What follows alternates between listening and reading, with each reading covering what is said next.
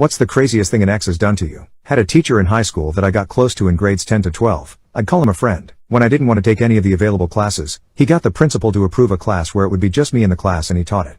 I didn't have to do anything but hang out with him for an entire period and got an A solid deal. Well, I graduated at semester and he bought me a grad card. He'd filled every single blank space with tiny writing about how much he loved me and couldn't he just keep me. If he couldn't, he was feeling like he would take his life and then blame me. The relationship started when I was 15. I went to a tiny rural school and even then I stood out in a crowd. Not a brag, it's relevant to understanding how this all came about. The teacher was in his late 40s, never married, and as I learned later, never even had a girlfriend. Very quiet type. I was going through some things at home and I needed a trusted adult. I was drawn to him and confided several things to him, and he was a true friend when I needed one. You can simultaneously be very beautiful and very lonely, as I learned early in life. I took to spending a lot of time in his room, just talking, playing on the chalkboard, nothing more. The next year our talks turned to boys, and he tried to give me some advice about not falling for the crap that high school boys do to get in your pants.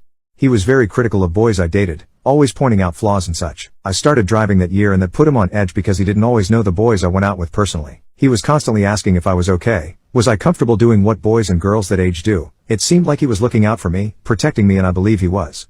I visited him at his house, and he did offer me a drink which I turned down. He looked a bit disappointed but nothing else, other than that he didn't make advances or anything. He did call me in the evenings and weekends quite a bit. He had a stuffed bear I'd given him which he named after me. Usually he'd call to say he and the bear missed me. My senior year was when we had the one-on-one class, but again it was just talking, although by that point we were so close people noticed it. I think I knew he was in love with me, but he never touched me except for a hug here and there and never asked for anything that would make me uncomfortable.